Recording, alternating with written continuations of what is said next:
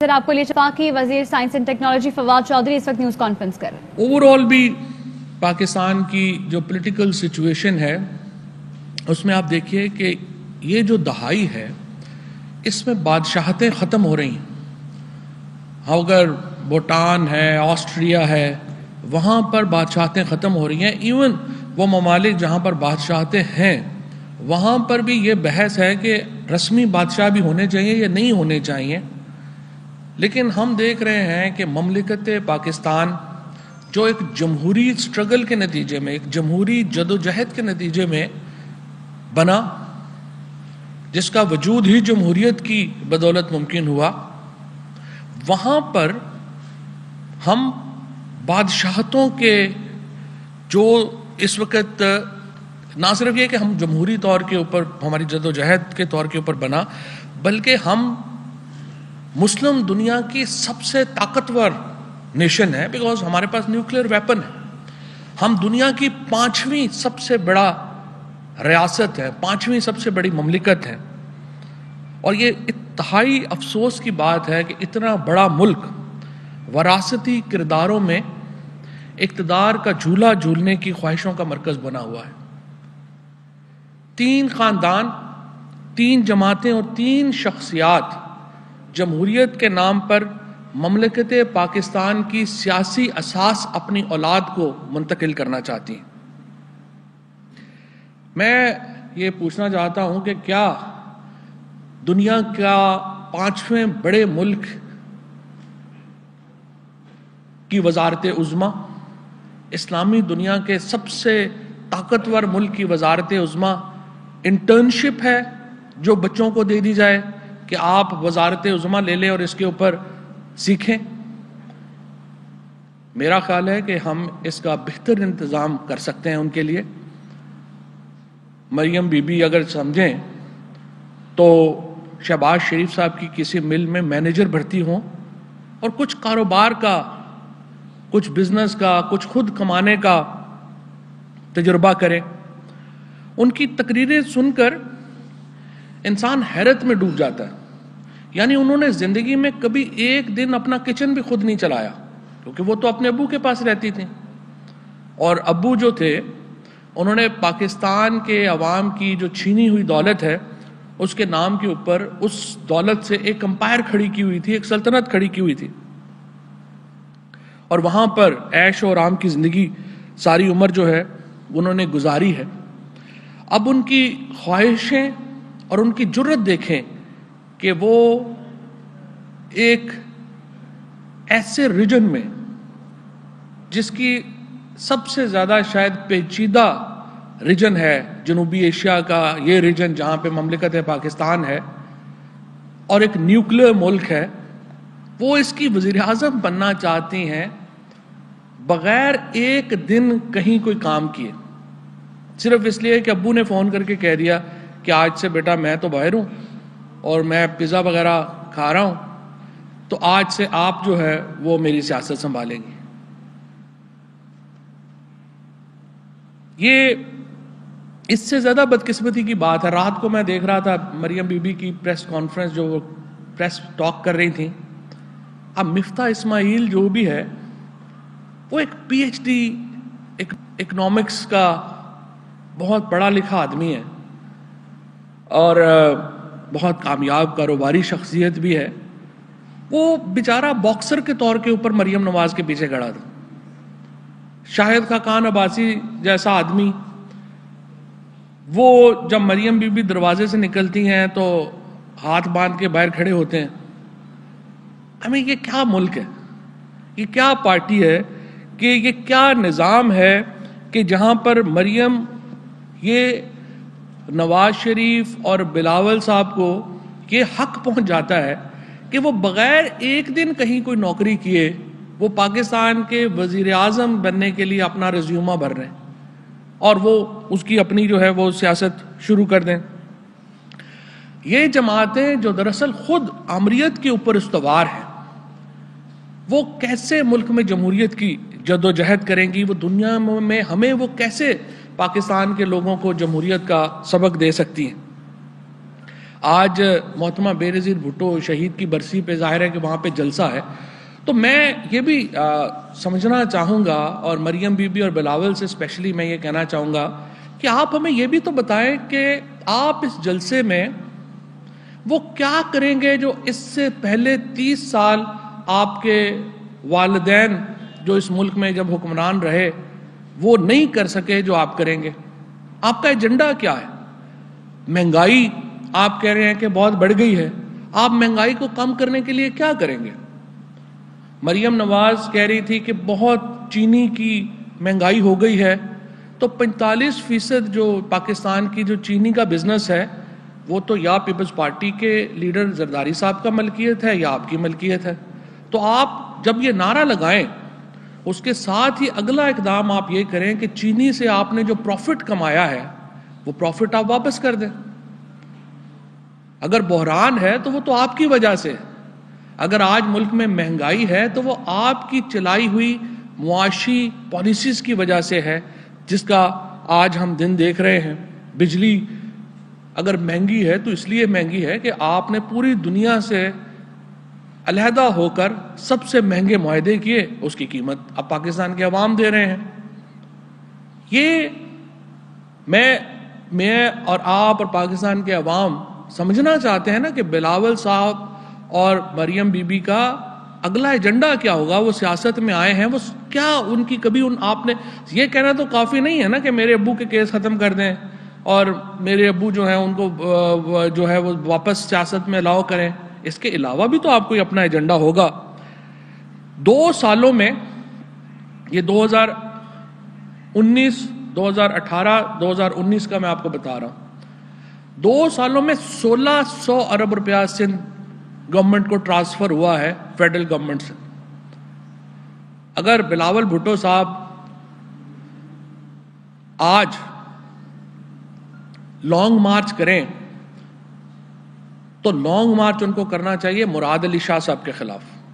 سندھ حکومت کے خلاف بلاول بھٹو اگر لانگ مارچ کریں تو میں اپیل کروں گا پی ٹی آئی سندھ سے وہ اس کا حصہ بنے، اور سندھ حکومت سے جواب دہی کے لیے اگر بلاول بھٹو یہ لانگ مارچ کریں تو اس کا لاجک بنتا ہے کہ 1600 ارب روپیہ سندھ گورنمنٹ میں آیا، آپ نے کیا کیا؟ آج تک 1990 کے بعد سے آج تک کراچی میں پولیس ہی نہیں ہے، رینجرز معاملات چلا رہی ہے سارے کے سارے۔ اتنا بڑا شہر ہے، پولیس نہیں ہے۔ کراچی کے شہری بوند بوند پانی کو ترس گئے ہیں، سڑکیں، نالیاں، گلیاں، اس کا کوئی پرسان حال ہی نہیں ہے، سکول نہیں ہے، صحت نہیں ہے۔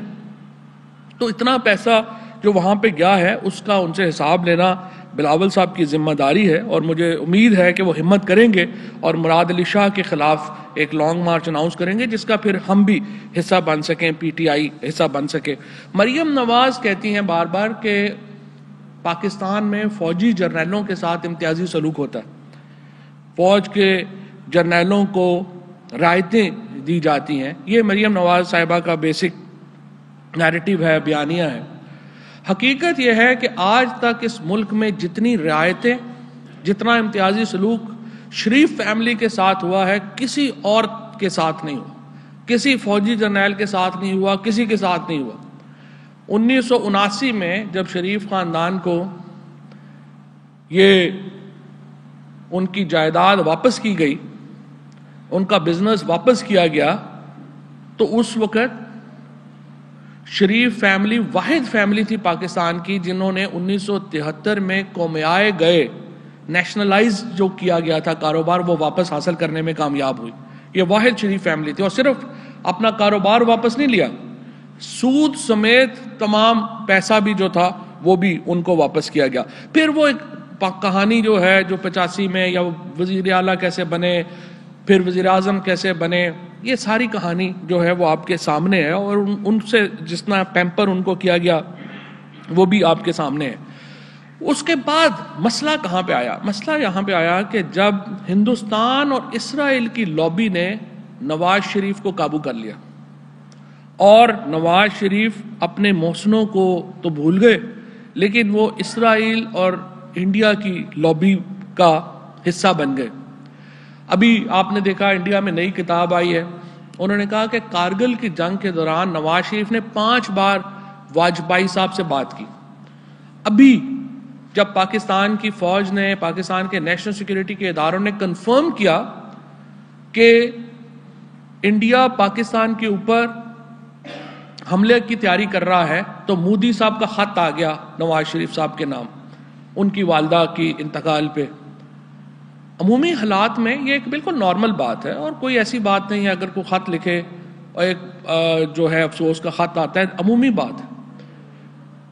کارگل کے دوران انہوں نے بات چیت کی۔ آپ ذرا اندازہ لگائیں کہ سیکنڈ ورلڈ وار کے دوران اگر ہٹلر چرچل کو خط لکھ دیتا کہ امید ہے آپ ٹھیک ہوں گے اور آپ کی صحت ٹھیک ہوگی، تو برطانیہ کے لوگ چرچل کا کیا حال کرتے؟ آپ حالت جنگ میں ہیں اور آپ کے دشمن کی محبتیں ختم نہیں ہو رہی آپ سے۔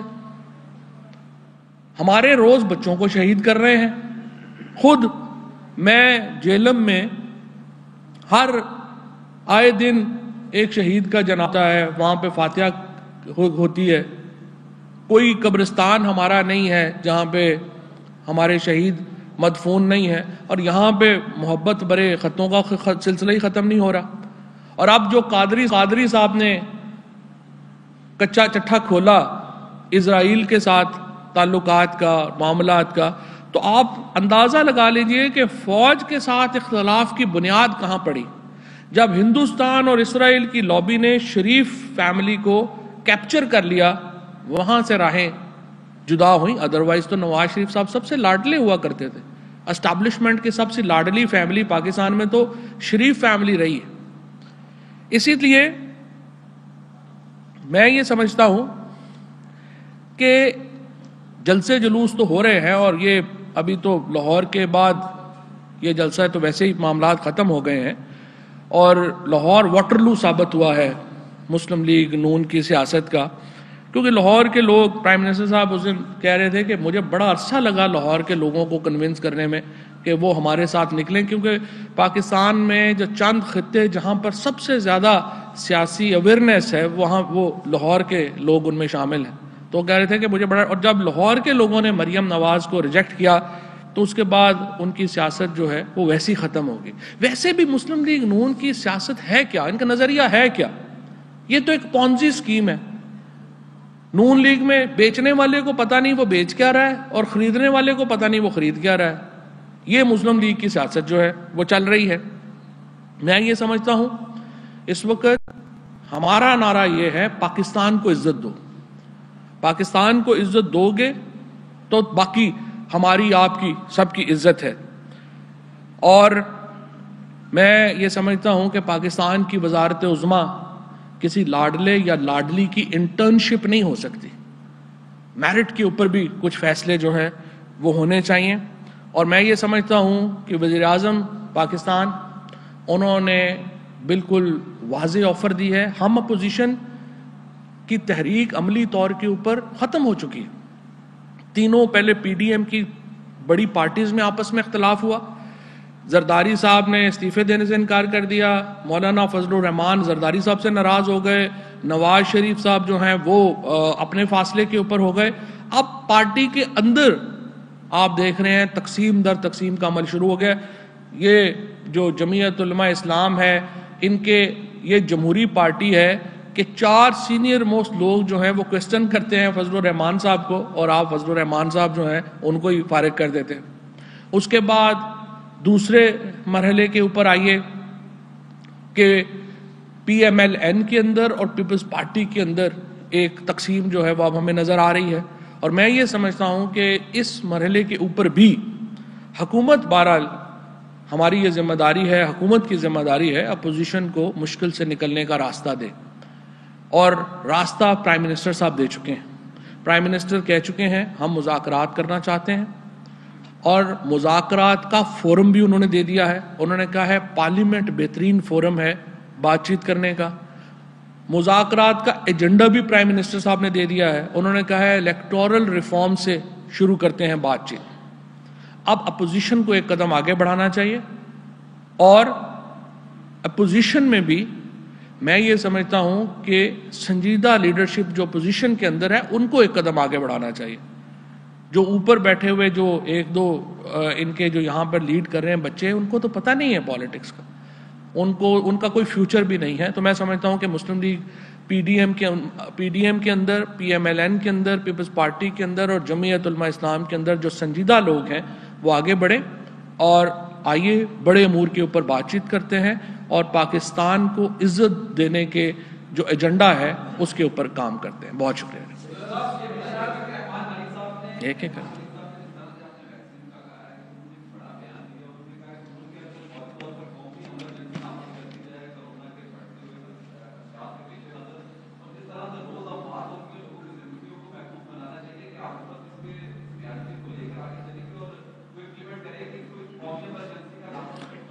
پاکستان نے کرونا کو بہت بہترین طریقے سے ٹیکل کیا ہے. اب تک دنیا میں پاکستان کی جو کرونا سے متعلق ایفرٹس ہیں ان کی تعریف ہو رہی ہے. WHO who, America who, world bank کے اکانومسٹ ہوں، پاکستان نے تو ایک معجزہ دکھایا ہے، اور انشاءاللہ عمران خان کی قیادت کے اندر پاکستان کی قوم انشاءاللہ اس دوسرے مرحلے میں بھی کامیابی سے نکلے گی. میں صرف آپ کو یہ بھی بتانا چاہتا ہوں، دیکھیں پہلے مرحلے میں جب 26 فروری کو کیسز آئے تھے ہم اپنا کچھ بھی نہیں بنا رہے تھے. ہمارے ہاں شارٹیجز ہو گئی تھی ہر چیز کی. ہمارے پاس ماسک ختم ہو گئے تھے، ہمارے پاس سینیٹائزر ختم ہو گئے تھے، کئی ہاسپٹلز میں وینٹیلیٹرز نہیں تھے. آج الحمدللہ جب دوسرا مرحلہ جب آیا ہے اس میں تو ہم ہر چیز اپنی خود بنا رہے ہیں، ہم ایکسپورٹ کر رہے ہیں ہر چیز.